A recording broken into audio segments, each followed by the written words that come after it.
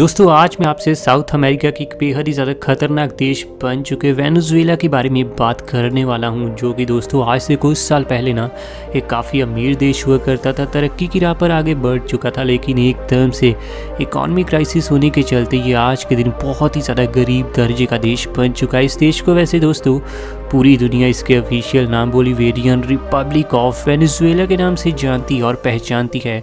पूरे देश की आज के दिन कैपिटल और सबसे बड़ी सिटी है दोस्तों कैराकस। तो वहीं देश में बोली जाने वाली ऑफिशियल दर्जे की लैंग्वेज है स्पेनिश।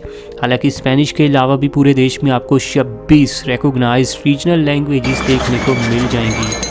वहीं आगे बढ़ते हुए बात थोड़ा दोस्तों इसके एरिया की करें तो बहुत ही ज़्यादा खूबसूरत और नेचुरल ब्यूटी से भरा हुआ ये देश 9,16,000 और 445 स्क्वायर किलोमीटर के एरिया में फैला है। और एरिया के हिसाब से ये आज के दिन दुनिया का 32वां नंबर का देश है। तो पूरे एरिया में आपको 3.2% हिस्सा सिर्फ पानी का देखने को मिल जाएगा। वहीं दोस्तों पूरे देश की आबादी है तकरीबन 2 करोड़ और 88 लाख के आसपास। आबादी के मामले में ये दुनिया का 45वां सबसे ज़्यादा बड़ा देश बनता है। तो पॉपुलेशन डेंसिटी है इसकी पर स्क्वायर किलोमीटर के एरिया में सिर्फ 34 लोग। आबादी दोस्तों काफ़ी कम है एरिया के हिसाब से, जिसके चलते भीड़ भाड़ की समस्या ना देश में बिल्कुल नहीं है। तो चलिए दोस्तों इस इंटरेस्टिंग से लगने वाले देश को हम जानते हैं बिल्कुल करीब से, बिल्कुल अंदर से। वीडियो में हमारे साथ आखिर तक बने रहना और कोल्ड ड्रिंक पॉपकॉर्न अभी से तैयार रखो।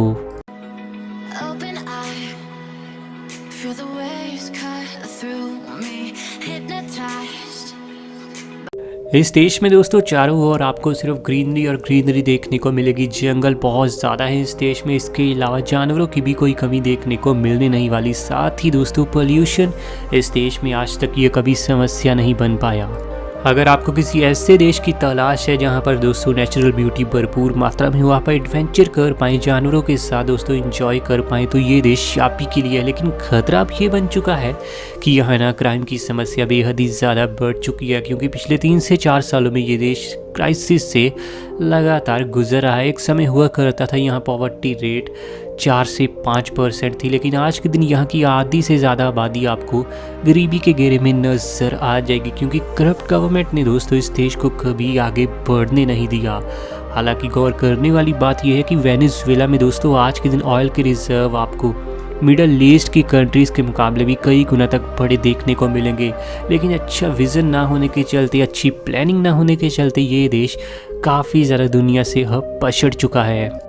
इस देश में दोस्तों आपको वैसे मौसम भी ना काफ़ी ज़्यादा अच्छा खासा देखने को मिलेगा। पूरे देश में साल भर में सिर्फ 2 मौसम आपको देखने को मिलेंगे, एक तो गर्म मौसम और दूसरा है दोस्तों गीला मौसम। यानी ठंड यहाँ बिल्कुल ही पड़ती हुई नज़र नहीं आएगी। जहाँ तो आपको गर्मी वाला मौसम देखने को मिलेगा, और यहाँ की गर्मी भी कोई एक्सट्रीम लेवल की बिल्कुल नहीं होती। और जहाँ फिर आपको कुछ मंथ बारिश वाला मौसम देखने को मिल जाएगा। यहाँ पर ना स्कूलिंग का सिस्टम पूरी दुनिया से काफ़ी ज़्यादा आपको डिफरेंट यूनिक देखने को मिल जाएगा। स्कूल के तौर पर दोस्तों बच्चों के पास यहाँ चॉइस होती है कि वो सुबह के समय पढ़ना चाहते हैं जहाँ फिर दोपहर के समय। इसके अलावा बड़े बच्चों के पास तो ये भी चॉइस होती है कि वो कक्षा में दोस्तों रात के समय भी जाकर पढ़ सकते हैं। आप अपने हिसाब से टाइम चूज़ करते हैं कि इस समय आपको स्कूल में जाना है और स्टडी करनी है। ये कंसेप्ट वैसे सही में काफ़ी कमाल है। वेनेजुएला देश की दोस्तों महिलाओं को बहुत ही ज़्यादा खूबसूरत और बहुत ही ज़्यादा स्मार्ट माना जाता है। यही वजह है कि आज तक दोस्तों मिस वर्ल्ड और मिस यूनिवर्स जीतने के मामले में यहाँ की लड़कियाँ दुनिया भर में बहुत ही ज़्यादा आगे हैं। बात अगर मिस वर्ल्ड की ही दोस्तों कर ली जाए तो यहाँ की लड़कियाँ आज तक 6 बार इस खिताब को अपने नाम दर्ज कर चुकी है। और इस तरीके से इंडिया और वेनेजुएला दोस्तों ये दोनों देश सबसे ज़्यादा मिस वर्ल्ड खिताब जीतने के मामले में दुनिया में नंबर 1 की गद्दी को शेयर करते हैं। और दोनों ही देश की लड़कियों ने दोस्तों 6 बार इस खिताब को अपने नाम दर्ज किया है। लेकिन दूसरी तरफ अगर मिस यूनिवर्स खिताब की बात की जाए तो यहाँ पर वेनेजुएला की वुमेन्स आज तक 7 बार इस खिताब को अपने नाम दर्ज कर चुकी है। और इस तरीके से ये देश दोस्तों मिस यूनिवर्स के खिताब को जीतने के मामले में भी नंबर 2 पर आता है। और इससे ऊपर है सिर्फ यूनाइटेड स्टेट्स। हिस्ट्री में दोस्तों लंबे समय तक ना इस देश के ऊपर स्पेन का कब्जा रहा था, जिसके चलते आज के दिन भी इसके कल्चर में आपको स्पेनिश कल्चर का पूरा प्रभाव देखने को मिलेगा। ड्रेसिंग सेंस काफ़ी ज़्यादा स्पेन से दोस्तों आज के दिन भी प्रभावित नज़र आएगी आपको इस देश के लोगों की। एक्सपर्ट्स का तो ये भी दावा है कि अगर यहाँ की दोस्तों गवर्नमेंट अच्छे से प्लानिंग करती तो यहाँ के लोग आज के दिन दुबई की तरह दोस्तों बहुत ही ज़्यादा लग्जरी लेवल की लाइफ जी सकते थे, इतना बड़ा ऑयल रिजर्व होने के चलते।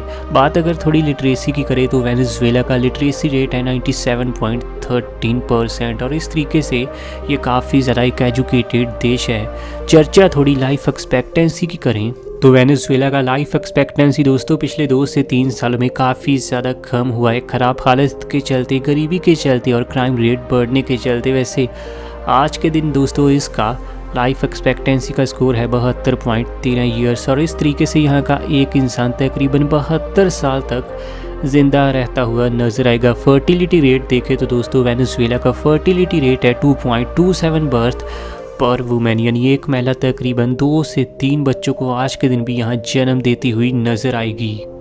आज के दिन दोस्तों दुनिया के अन्य किसी भी देश के मुकाबले आपको सबसे ज़्यादा पेट्रोल और सबसे सस्ती गैस इसी देश में देखने को मिल जाएगी। वेनेजुएला में तो दोस्तों आपको 1 लीटर पेट्रोल के लिए सिर्फ 1.5 रुपया ही खर्च करना पड़ जाएगा। सोचिए दोस्तों 1 लीटर पेट्रोल के लिए सिर्फ 1.5 रुपया, ये कितना ज़्यादा सस्ता है।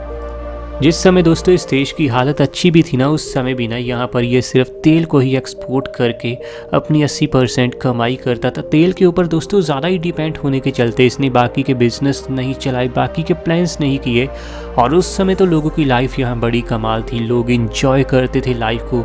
लेकिन जैसे ही दोस्तों इनकी इकॉनमी गिरनी शुरू हुई तो वापसी इस देश से ना बिल्कुल हो नहीं पाई और यहाँ के अधिकतम लोगों को भी कंफर्टेबल लाइफ का जो दोस्तों चस्का चढ़ चुका था वो अब काफ़ी ज़्यादा परेशान हो गए थे इकॉनमी के गिरने के चलते और गरीबी में गिरने के चलते। बात अगर थोड़ी दोस्तों हम इसकी इकॉनमी की करें तो आज के दिन दोस्तों इसकी nominal GDP 42 billion US dollar की और इकॉनमी के मामले में ये दुनिया का 92वें नंबर का देश है। तो वही वेनेजुएला की total GDP per capita 1000,541 US dollar है। एक समय दोस्तों इंडिया से काफ़ी ज़्यादा अच्छा ये आगे बढ़ रहा था, लेकिन आज के दिन देखिए ये कितना गरीब देश है और जीडीपी पर कैपिटा में इसकी रैंकिंग है 152 नंबर की। पूरे देश की 55% जीडीपी सर्विसेज, 41% जीडीपी इंडस्ट्रीज और तकरीबन 4% जीडीपी एग्रीकल्चर यानी खेतीबाड़ी के काम से निकलती हुई नजर आएगी। चर्चा दोस्तों अगर हम यहाँ के एसटीआई के इंडेक्स के हिसाब से करें तो देश का एसटीआई का स्कोर है 0.711 और इस तरीके से कंट्री आती है हाई ह्यूमन डेवलपमेंट के इंडेक्स में। वहीं दोस्तों अगर थोड़ी बात यहाँ की अनएम्प्लॉयमेंट रेटिंग की जाए जिससे पता चलेगा कितने बेरोजगार हैं देश में, तो यहाँ अनएम्प्लॉयमेंट की रेटिंग आज के दिन दोस्तों निकली है 44.31%, यानी हर 100 लोगों के पीछे 45 लोगों को यहाँ कोई काम नहीं मिलता। लेकिन पॉवर्टी का आंकड़ा आपके होश उड़ा सकता है क्योंकि आज के दिन पॉवर्टी रेटिंग ताज़ा आंकड़ों के अनुसार इसकी 87% को पार कर चुकी है। हालांकि दोस्तों ये डेटा 2017-18 का था जिसके अनुसार 87% लोग गरीबी दर से नीचे थे, लेकिन 2015 का अगर डेटा बताऊं तो सिर्फ 19% लोग आपको गरीबी से नीचे देखने को मिलते थे। लेकिन देखिए 2 सालों के अंदर ही इस तरह की इसकी इकॉनमी गिरी कि दोस्तों 60% से भी ज़्यादा और लोग गरीबी के घेरे में आ गए। हालांकि कुछ रिपोर्ट्स का ये दावा है कि अगले 3 से 4 सालों में दोस्तों यहाँ गरीबी रेट थोड़ा कम तो ज़रूर होगा और होना भी चाहिए, नहीं तो दोस्तों ये देश तो जल्दी ही ख़त्म भी हो सकता है, इतनी बुरी हालत हुई है।